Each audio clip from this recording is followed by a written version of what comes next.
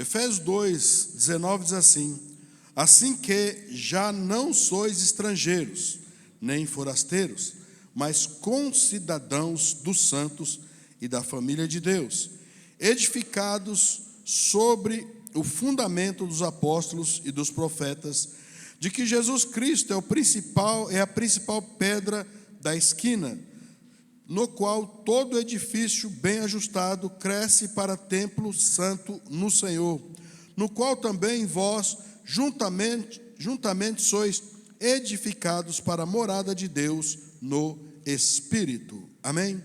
Vamos orar. Senhor Deus, Pai, em nome de Jesus, obrigado pela oportunidade de estarmos aqui nessa noite, meu Pai. Viemos buscar a Tua palavra, viemos Te adorar, viemos Te louvar, e somos aqui, meu Pai, totalmente necessitados de Ti. Que o Teu Espírito Santo nos conduza, nos abençoe e nos dirija, nos trazendo discernimento, clareza, dissertação da Tua palavra, para que possamos recebê-la com alegria, praticar no nosso cotidiano, meu Pai, sermos uma bênção, em nome de Jesus. Nós Te louvamos, Te agradecemos pela oportunidade, em nome de Jesus. Amém. Amém. Quem concorda, diga amém. Amém. Irmãos, fundamento. O que é fundamento? Fundamento vem de fundação. E o que na engenharia, o que faz? E qual é o propósito de uma fundação? É de formar um alicerce para sustentar um prédio. Amém? Uma casa, uma construção, seja o que for. Mas toda construção, ela precisa ter um alicerce, precisa ter um fundamento. Ainda que não apareça, é a parte mais importante da construção, porque é ela que vai sustentar o prédio, é ela que vai sustentar a casa, e assim aquela construção vai adiante até finalizar. Então, fundamento é você criar um alicerce. E a Bíblia está dizendo aqui que nós fomos edificados sobre o fundamento dos apóstolos e dos profetas, de que Jesus Cristo é a principal pedra da esquina. Então, irmãos, eu quero que você entenda. Se você quiser ter uma vida espiritual, uma vida cristã, conforme a palavra de Deus, você vai precisar fundamentar a sua vida. A sua vida precisa estar alicerçada. E se você está em Cristo, eu quero dizer que a base do fundamento do crente é justamente Jesus Cristo. Amém? E a sua palavra. Se você fundamentar a sua fé, a sua vida nesta palavra, você está fundamentado em Cristo. Porque, como eu falei, Cristo é essa palavra é Cristo. Amém? É assim que nós começamos a formar a nossa vida cristã. É assim que nós começamos a fundamentar o nosso alicerce, através da palavra. Então, você e eu, se nós quisermos alcançar uma vida de sucesso, e eu não estou falando sucesso financeiro, isso faz parte do reino, mas um sucesso que é mais importante é a sua vida cristã, é a sua vida espiritual. Você precisa ter um fundamento sólido em Cristo Jesus. Olha o que Mateus, lá no capítulo 7, falou a respeito de fundamento. Mateus capítulo 7.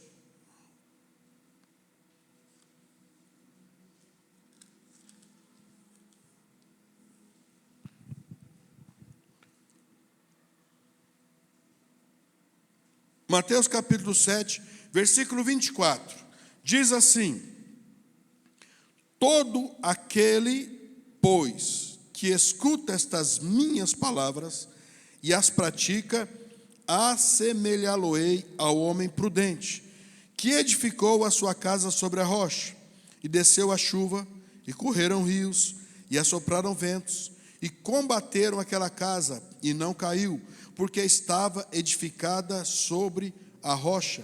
E aquele que ouve estas minhas palavras e as não cumpre, compará-lo-ei ao homem insensato, que edificou a sua casa sobre a areia, e desceu a chuva, e correram rios, e assopraram ventos, e combateram aquela casa, e caiu, e foi grande a sua queda.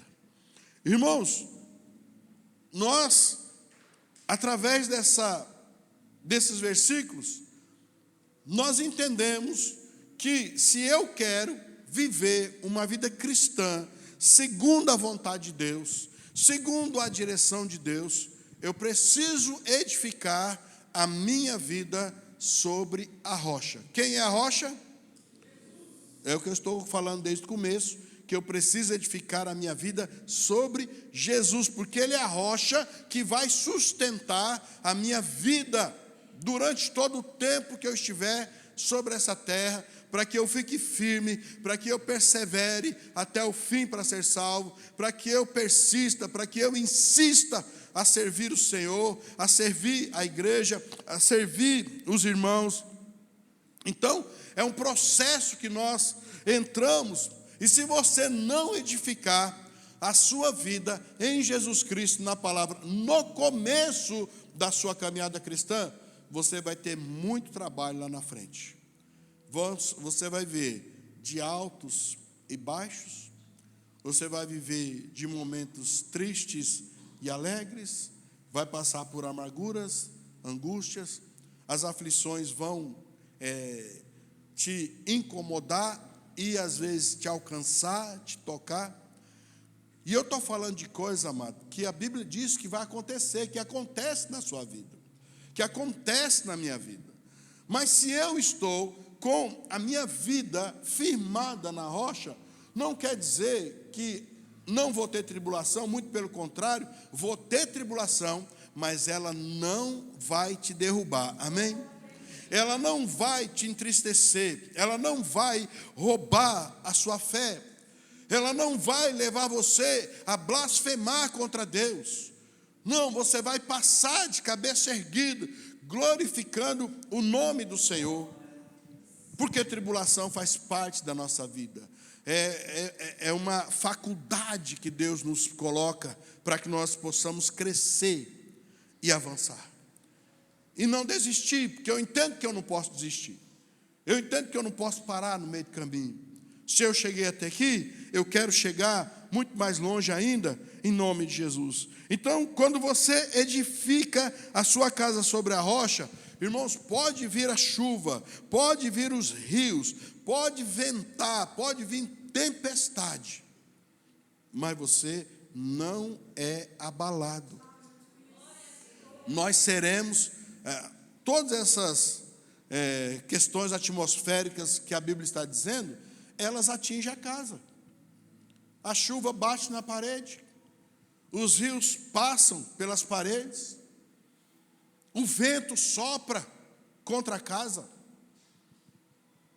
Lá na minha casa, na casa que eu moro, irmãos, em dia de vento, não sei se na sua acontece, mas na minha acontece, o vento assobia lá. Assobia na sua? É incrível, amado. Quando venta lá, e eu fico pensando assim, meu Deus, se essa casa não fosse forte, se essa casa não tivesse a estrutura firme, ela iria cair, ela iria rachar as paredes. Mas graças a Deus, amado, eu não conhecia a casa quando foi construída, mas as pessoas que construíram a casa falaram que conheciam quem construiu, disse que a casa foi muito bem construída, foi muito bem fundamentada, alicerçada, e todas as colunas, as vigas são poderosas para segurar a casa contra o vento, contra a chuva, contra a tempestade.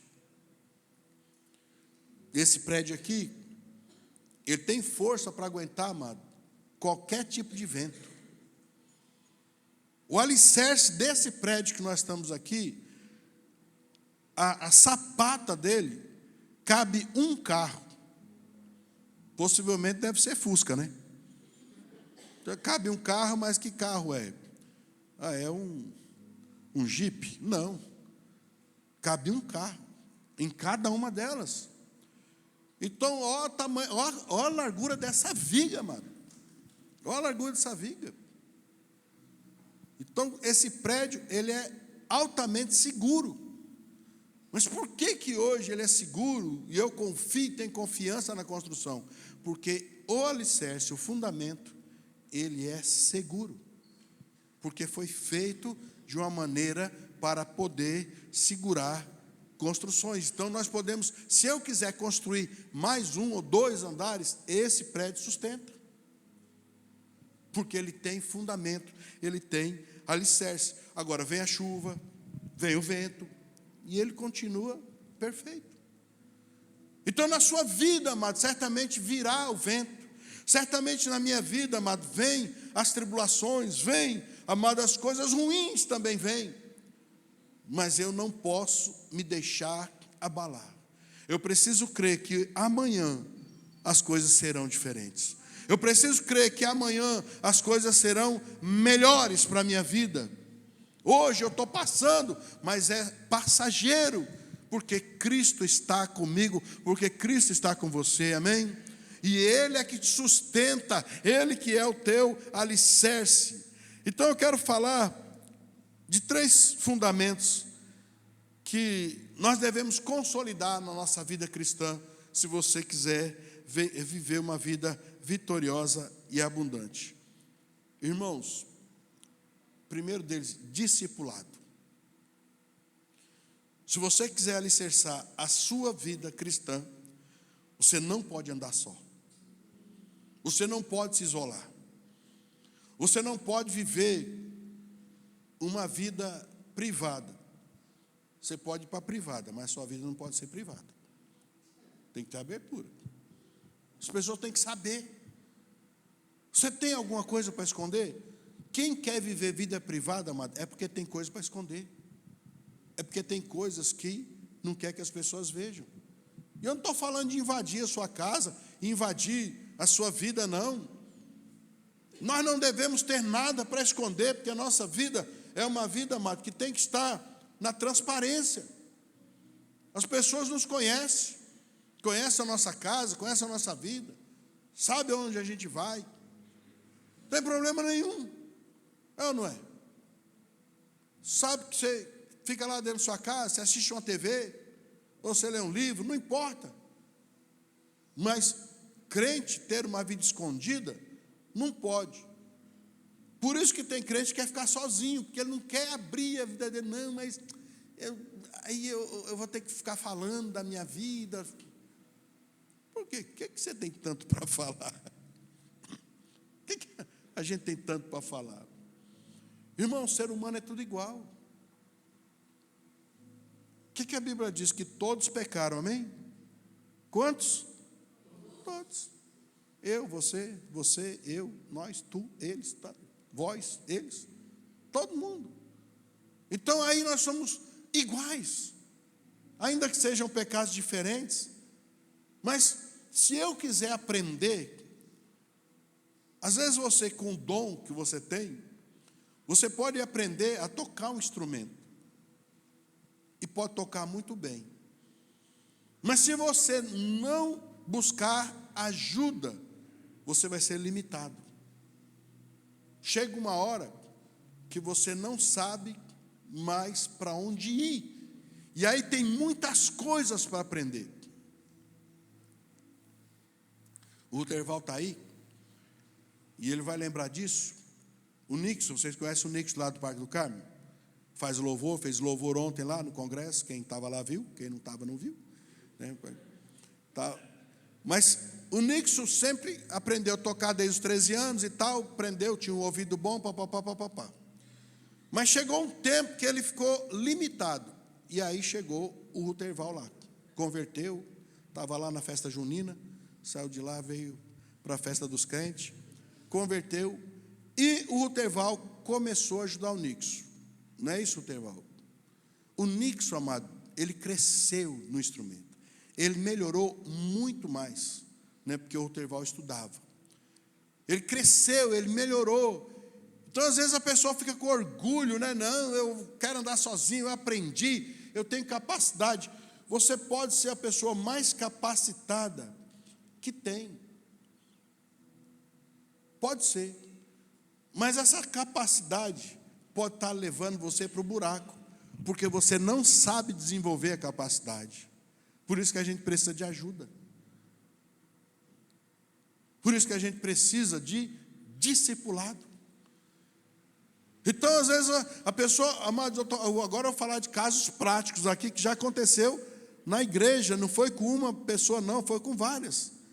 A pessoa chega aqui com dom, e aí converteu, recebeu Jesus, foi para o encontro, o que ela quer fazer? Eu quero pregar. Em vez dela sentar para ser discipulada, sabe o que ela faz? Ela sai por aí pregando. Sai por aí pregando, falando de Jesus, falando da palavra, mas não tem alicerce, ela não tem fundamento. Sabe o que vai acontecer? Vai dar errado, vai apanhar, vai sofrer, vai ser humilhado. Por quê? Porque já se sente autocapaz de fazer, autocapaz de pregar. E a vida não é pregação. A melhor pregação da vida é o seu testemunho, é a sua vida. Porque a sua vida, as pessoas veem. Você pode ler a palavra aqui e pregar, falar um versículo e tal, ou arrebentar. Mas se o seu testemunho não condiz com o que você prega, você já está na roça. Porque as pessoas vão falar, é falso crente, é falso crente. Então, por isso, nós precisamos ser discipulados, precisamos ter alguém para nos orientar.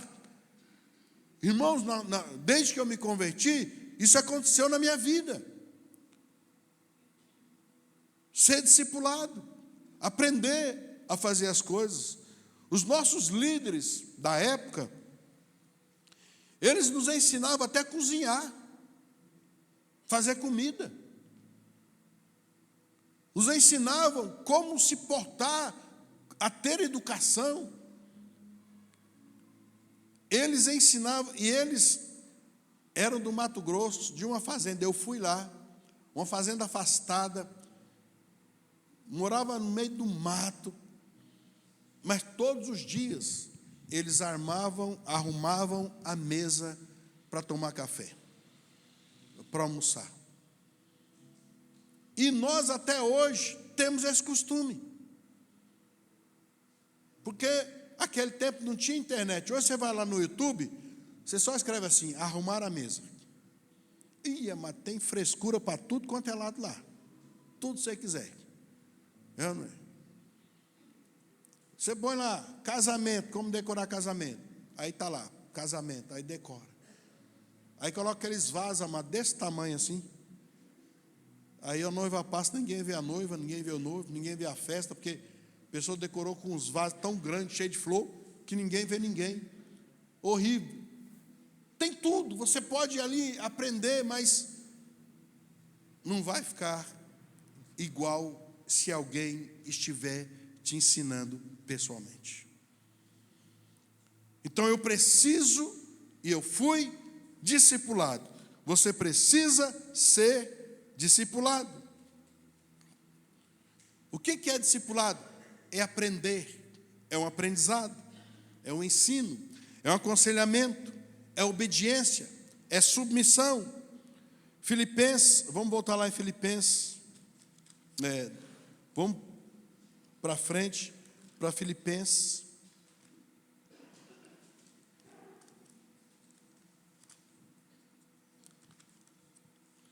Filipenses 4, versículos 8 e 9.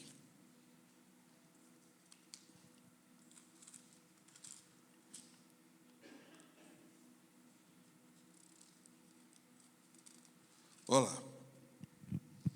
Quanto ao mais, irmãos, tudo que é verdadeiro, tudo que é honesto, tudo que é justo, tudo que é puro, tudo que é amável, tudo que é de boa fama, se há alguma virtude e se há algum louvor, nisto pensai. O que também aprendestes e recebestes e ouvistes e vistes em mim, isso, e o Deus de paz será convosco. Olha o que o apóstolo Paulo está falando. Tudo que é bom, que é honesto, que é direito, que é abençoado, pensa nisso. Agora, tudo que eu faço, vocês façam igual também. Mas por que fazer igual? Porque tem um referencial. Por que fazer igual? Porque tem um professor. Por que fazer igual? Porque tem alguém que ensina. Por que fazer igual? Porque tem alguém que aconselha. E eu preciso obedecer, então. Por isso a necessidade de líder. Você que está inserido numa célula, você não tem um líder lá? Tem que submeter, tem que obedecer. Você acha que o seu líder quer o seu mal? Seu líder está trabalhando para você morrer? Não pode nem perguntar onde é que você está, onde é que você foi. Vai cuidar de sua vida. Cuidar de sua vida, deixa eu em paz. Que é isso, amado? É uma necessidade, amado, ter alguém sobre a sua vida. É uma necessidade ter alguém sobre a minha vida. Então tem um grupo de pastores que estão sobre mim, me guardam, me protegem, e tenho a cobertura lá do Humberto, que também puxa a orelha, se for preciso. Se for preciso, porque graças a Deus, até hoje, não tem problema para ele, nós damos, né? Mas levamos a solução também. Mas eu tenho que estar coberto, tem que ter alguém lá que fala assim: Miguel, não faça assim, não é desse jeito. E eu, querendo me estribuchar, mas escolho obedecer, amém?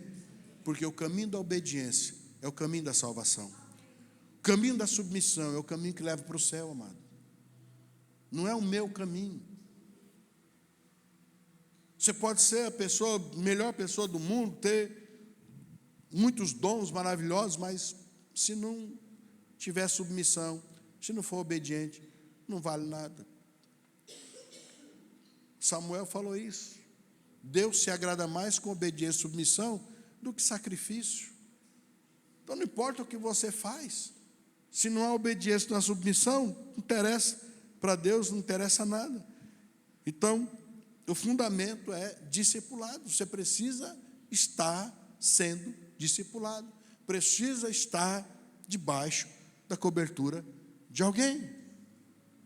Por isso é bom estar numa célula, porque lá tem um líder que vai te abençoar, que pode te orientar e te ensinar em nome de Jesus. Amém? O segundo fundamento é a fé. Hebreus 11:1 diz, num resumo, a fé é você crer naquilo que você não vê, mas você tem certeza que é real. Você crê no céu? O céu é real para você? Mas você está vendo? Você vê o céu azul, isso aí é outra coisa. Eu estou falando do céu, eternidade. Nós não vemos, mas nós não cremos. Não lutamos por isso. É que nem a cura. Você não vê a cura, mas a gente não acredita na cura. E não ora para que as pessoas sejam curadas, mas nós não estamos vendo. Mas nós temos fé para crer que se nós orarmos, a pessoa pode ser curada. Ah, mas eu não fui curado. Não, você não foi curado, aí o problema não é meu então. Porque Jesus mandou eu orar, eu orei. A mulher do fluxo de sangue, quando ela foi curada, o que Jesus falou para ela? Mulher, a tua fé salvou.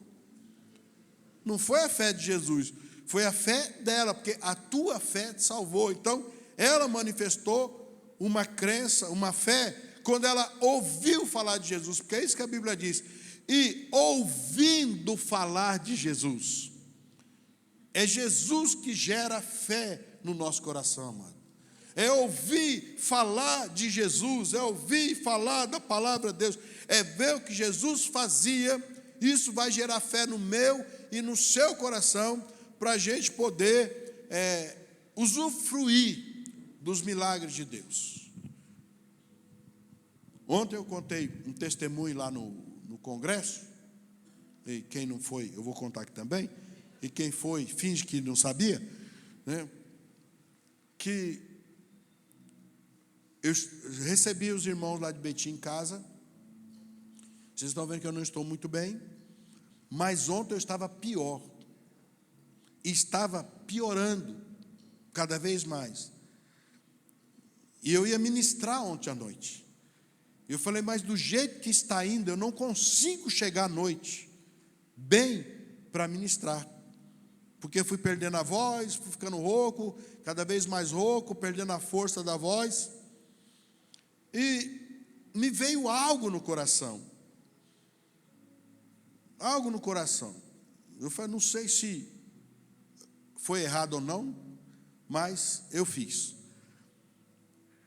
Eu creio na inocência das crianças, amém, mano? Nós marmanjos é que não tem inocência nenhuma, mas as crianças têm. E as crianças são sinceras, são verdadeiras, elas são empáticas também. Então, quando a mãe de uma criança, o pai, o irmão, a irmã, fica enfermo, você vê que a criança rodeia, abraça, porque ela tem um desejo que a pessoa seja curada. Ela não quer ver a pessoa naquela situação. Então, eu dentro de mim falei, eu acredito que a minha neta vai ter muito mais dó de mim do que esses marmanjos todos aqui. Ainda que eles sejam crentes. E eu sei que se eu pedisse para eles orar, eles orariam, né? Faziam oração para eu ser curado.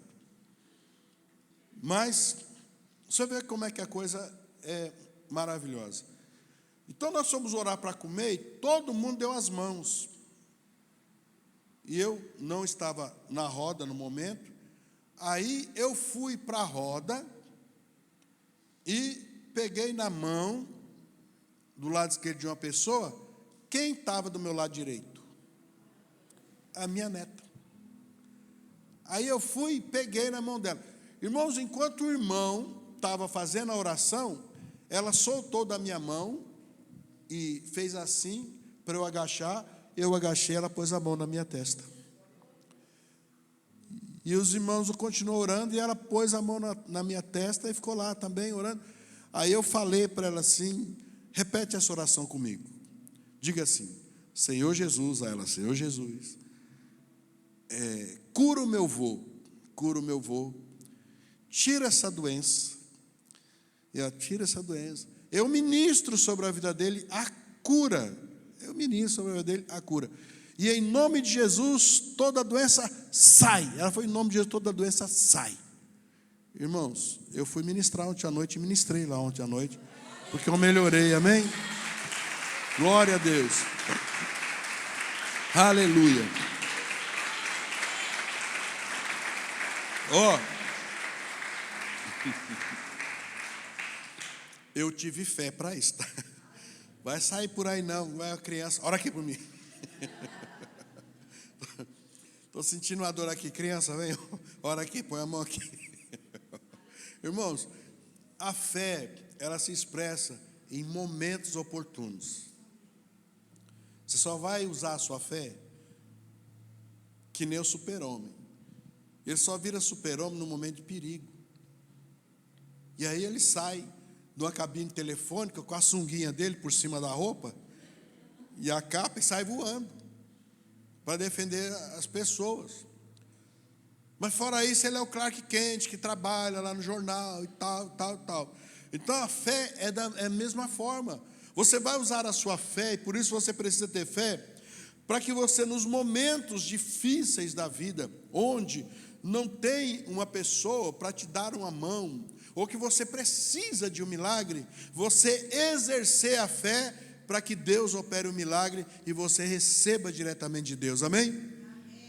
Então você precisa dessa fé. Você precisa ser sustentado pela fé. Obediência, submissão e fé. E você vai continuar vencendo em nome de Jesus. E a terceira coisa, para a gente terminar, é maturidade. Diga, maturidade. O que é maturidade? Maturidade é vivência, experiência. Eu posso contar muita coisa do reino de Deus, porque eu estou aí 40 anos servindo Jesus. Então eu já vi muita coisa. Eu posso contar histórias, posso contar milagres, posso contar libertações, posso contar histórias, posso contar fundação de igrejas, abertura de igrejas. Eu posso contar da conversão de muitos irmãos que eu vi converter. Eu posso falar, de irmãos que eu ganhei para Jesus, pessoas que eu ganhei para Jesus e tal. Eu posso contar muitas coisas, amado. Por quê? Porque hoje eu tenho experiência. Porque eu tenho vivência. Porque eu já passei por muito processo. Tem erros que eu não cometo mais. Por quê? Porque eu já errei lá atrás. E não quero errar 2 vezes. Você precisa ser muito estranho para você cair 2, 3, 4 vezes no mesmo erro. Uma vez só já é suficiente, amado. Uma vez já resolve a sua vida se você errou em alguma coisa. Não vai insistir. Não vai perseverar nisso. Não vai dar certo. Então, é vivência, é experiência. No Evangelho de Lucas 2,52, põe para mim aí. Diz assim, e crescia Jesus em sabedoria, em estatura e em graça para com Deus e os homens. Crescia Jesus em estatura e graça. Irmãos, o crente precisa crescer em estatura, mesmo sendo baixinho, tem que crescer. Não dá para crescer no tamanho físico, natural, mas tem que crescer como pessoa, tem que crescer no caráter, tem que crescer na honestidade, tem que crescer em sabedoria. O que você aprende da palavra de Deus é para ser aplicado na sua vida, mas você pode ajudar as pessoas.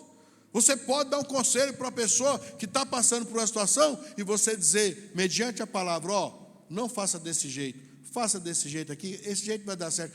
Mas pai, acho que desse jeito aí não dá. Estou falando para você, faz desse jeito que vai dar certo. Não é sua opinião, mas é a sua fé na palavra de Deus, amado, que vai levar a pessoa a andar no caminho certo, a fazer as coisas certas. Tem coisas, amado, na Bíblia que nós, para sermos bem-sucedidos, temos que fazer como está na Bíblia, que é contrário do jeito que a gente quer ou do jeito que a gente pensa. É contrário. Aí você olha para a Bíblia e fala assim, mas desse jeito aí não dá. Não, desse jeito é que dá, o seu jeito é que não dá. O meu jeito é que não dá. Se o meu jeito não tem respaldo bíblico, não dá certo. Mas tem respaldo bíblico, ainda que pareça que não vai dar certo, mas vai dar certo no final, em nome de Jesus, amém? Porque o Deus é o dono de todas as coisas. Então você precisa crescer em maturidade, graça, não só para com Deus, mas também para com os homens. É uma pessoa cheia de graça, é uma pessoa agradável, que as pessoas gostam de estar com você, gostam de estar ao seu lado, gostam de ir na sua casa, gostam de chamar você para ir na casa deles. Porque senão, amado, às vezes você passa na rua, a pessoa te viu de longe, já vai, tranca a casa, fecha tudo e finge que não tem ninguém em casa. Fala, meu Deus do céu, essa irmã, esse irmão, eu não aguento, eu não posso receber, eu não aguento. Deus nos livre, né, amado? Graça. Porque quando você tem graça, as pessoas têm prazer em receber você em casa. em prazer de fazer uma comida para você, fazer um lanche. Elas querem saber o que você quer comer. O que você quer comer, meu filho, minha filha? Olha, pode falar qualquer coisa, eu vou dar um jeito aqui, porque eu gosto de ter você aqui. Quando você vem aqui, olha, você alegra o meu dia, você me abençoa, você não leva problema. Porque tem gente, amado, que é uma angústia na vida da gente. É uma angústia. Não tem uma vez que você vê aquela pessoa que ela não está murmurando de alguma coisa, que ela não está reclamando de alguma coisa, nunca tem uma palavra boa, nunca tem um testemunho para falar. Meu Deus, nada acontece na vida dela, tudo é ruim. Meu Deus amado, ninguém aguenta uma pessoa desse tipo, ninguém aguenta, ninguém quer em casa. Mas se você se propôs a servir o Senhor, as pessoas querem receber você na casa delas. E vão ter o prazer de fazer um chá, fazer um café, te abençoar. Eu gosto de casa cheia. Eu gosto de receber pessoas. Às vezes você está passando lá, amado, em frente de casa, não tem problema você bater não. 20 anos que você está aí, nem passa por lá. Eu vou passar aqui nada, senão o pastor vai me chamar aqui, vai perguntar o que eu estou fazendo aqui. Não tem problema. Se eu estiver ocupado, eu vou falar, agora eu não posso, que eu estou ocupado, estou recebendo, tem uma visita, tem uma gente, estou tratando, tá? Não tem problema. Mas se eu não tiver, amado, fazendo nada, pode ir, eu vou fazer um café para você, você já leva o pão também, né? A manteiga coalhe, leva, não tem problema, amado. Isso é maturidade, isso é bênção, irmão, isso é vivência, isso é crescer. Não dá para você converter e ficar no mesmo nível, tem que melhorar, tem que aumentar de nível, alcançar outros níveis maiores. Porque Deus, como nós falamos lá no congresso, Deus tem um projeto através da tua vida. E você não pode ficar com meninice, não pode ficar com infantilidade, não pode ficar, meu Deus, alguém falou alguma coisa para você, você ficou chateado, ficou de mal, já não quer mais olhar para a irmã. Você entrava ali pelo corredor, agora você está entrando por aqui, ó, e já vai pelo corredor aqui. Não, só para não ver aquela irmã, só para não dar de cara com aquele irmão. Meu irmão, minha irmã, isso não é cristianismo. Cristianismo é você, ainda que a pessoa te fez alguma coisa, mas você cumprimenta ela. Porque o problema é ela, mas você não é problema, amém? Amém. Você é o problema, mas eu não sou o problema. Eu não sou, é você. Nós não podemos ser o problema. Nós temos que agir diferente, nós temos que ser diferente, amado. Ah, mas o fulano lá não é honesto. E daí que ele não é honesto? Quem tem que ser honesto sou eu. Jesus está cobrando dele? Não, Jesus está cobrando de mim. Jesus está cobrando de você. Não sou eu que tenho que viver na presepada. Ah, o cara vive o problema dele, amado, porque eu tenho que viver nas coisas certas, amém? E é isso que Deus quer de você. Então, se você é maduro, você não tem problema com essas coisas, não. Você vai viver bem, vai estar bem, em nome de Jesus. E para a gente terminar, só quero ler um versículo, Efésios. Volta para trás, um livro para trás aí. Agora vamos lá para o 4 de novo. E vamos continuar. Efésios 4, a partir do 11.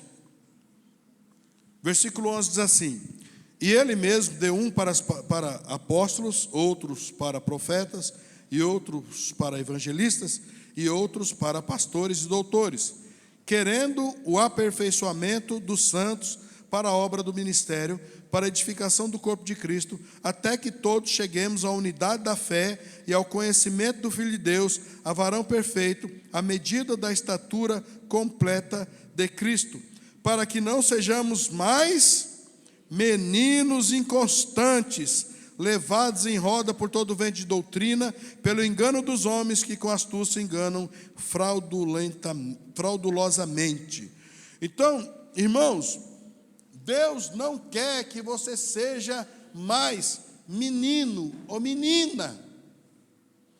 Deus não quer nos tratar mais como infantis. Deus quer que você seja maduro. Amém, queridos? Maduro. Maduro.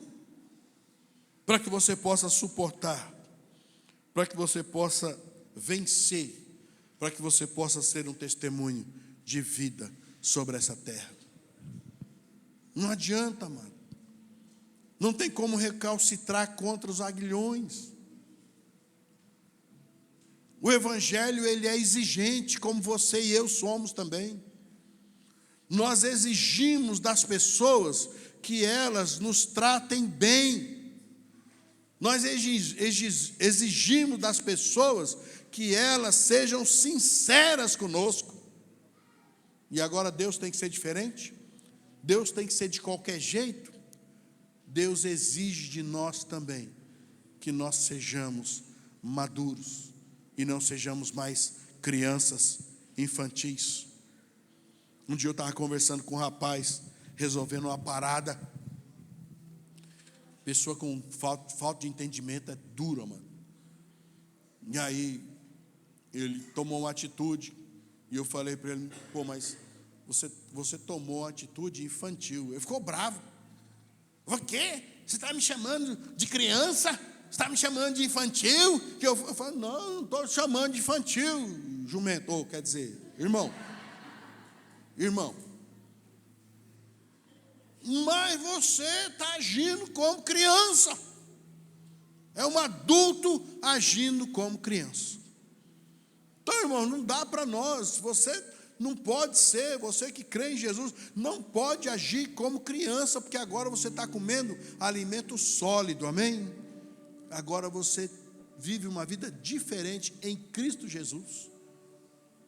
Agora você é um testemunho de que Cristo está na tua vida e que as virtudes de Cristo, elas se manifestam sobre a sua vida. E as pessoas veem que você é diferente porque Cristo está em você. Porque se Cristo não estiver em você, vai continuar os mesmos problemas. Você vai continuar gritando dentro de casa, né? Quem gosta de gritaria? Dentro de casa, ninguém quer, mano. Mas se o irmão ou a irmã está gritando dentro de casa, então é infantil, é menino. Porque a Bíblia fala para tirar a gritaria de dentro de casa. Não gritar dentro de casa. Isso afeta as crianças, isso afeta o marido, afeta a mulher, afeta a família. Tem que aprender a conversar, tem que aprender a falar, tem que aprender a abençoar, profetizar bênção para dentro da sua casa. E não levar maldição através da boca, através da sua língua. Porque você não é mais criança, porque você não é mais infantil, porque você agora é adulto em Cristo Jesus. Tem gente que parece que não cresce nunca, mano. Tem gente, eu estou falando porque isso é real. Na igreja tem muita gente, amado, que é infantil, não cresce nunca. Os problemas que nós tratamos, passou 10 anos, estamos tratando da mesma coisa ainda na vida de uma pessoa. Como é que pode isso, amado? A pessoa não avançou, não cresceu, não prosperou, não foi para frente. Continua dando trabalho. Mas Jesus tem uma vida nova para mim e uma vida nova para você, amém?